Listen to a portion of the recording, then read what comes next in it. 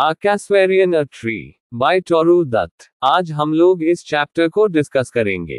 यह एक पोअम है। यह आपके नए सिलेबस के अकॉर्डिंग सेमेस्टर 3 के चैप्टर से है। हम लोग पोअम के सारे स्टैंजा को जानेंगे। पहले स्टैंजा को पढ़ेंगे, फिर उसका अर्थ सरल भाषा में जानेंगे। Now let's start. Stanza 1. Like a huge python, winding round and round, the rugged trunk, indented deep with scars, up to its very summit near the stars, a creeper climbs, in whose embrace is bound no other tree could live.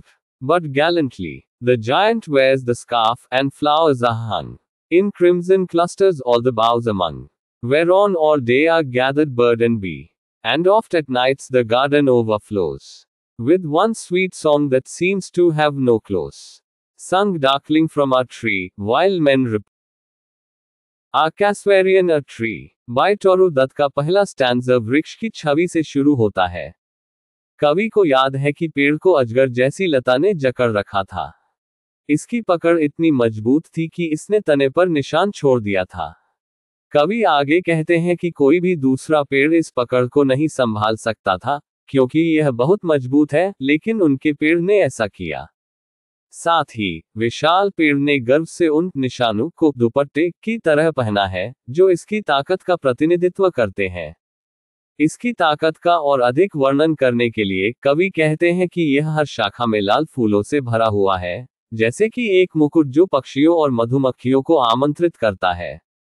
अक्सर रात में जब कवि को नींद नहीं आती थी तो वह अपने बगीचे में संगीत सुनती थी, जैसे कि उसका कोई अंत नहीं था।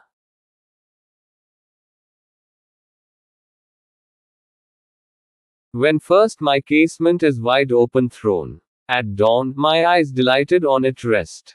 Sometimes, and most in winter, on its crest, a grey baboon sits statue-like alone, watching the sun rise, while on lower boughs his puny offspring leap about and play. And far and near kokilas hail the day, and to their pastures wend our sleepy cows. And in the shadow, on the broad tank cast, by that whole tree, so beautiful and vast, the water lilies spring, like snow and दूसरे stanza में morning time के अनुभवों का विवरण है, जिसने कवि को प्रसन्न किया। हर सुबह जब वह अपनी खिड़की खोलती है तो उसकी आंखें पेड़ पर टिक जाती हैं और प्रसन्न होती है। वह मौसम के साथ बदलते दृश्य की तस्वीर पेश करती है। कभी कभी अन्य मौसमों के दौरान, और ज्यादातर सर्दियों के दौरान, उसने एक बबून को एक मूर्ति की तरह ऊपर की शाखा पर बैठे देखा है, जो सूरज की पहली किरण पाने का इंतजार कर रहा है, जबकि उसका छोटा बच्चा पेड़ की निचली शाखा में इधर उधर खेलता रहता है। इस प्राकृतिक सुंदरता के साथ कवि ने कोकिला के स्वागत का भी अनुभव किया। उसने गायों को चरागाहों की ओर जाते हुए और बर्फ की तरह सफेद पेड़ की छाया में खिलते हुए जलकमल को भी देखा है।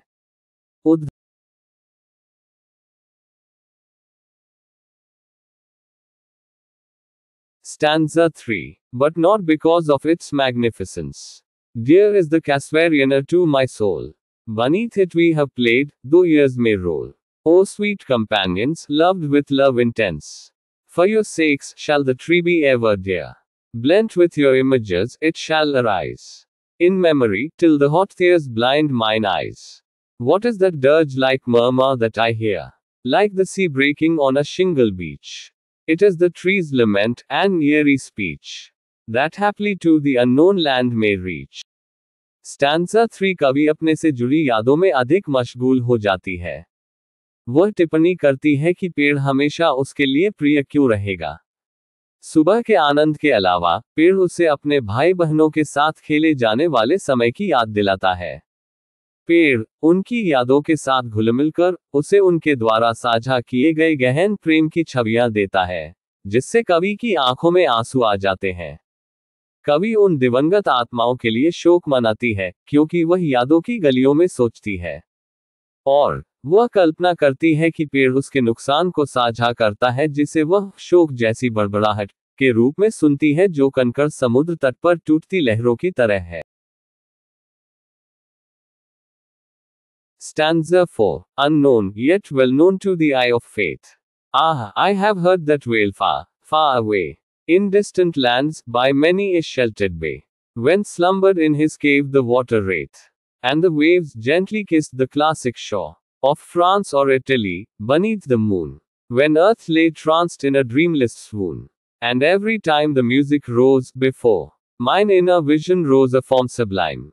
Thy form, O tree, as in my happy prime, I saw thee, in my own loved native clime.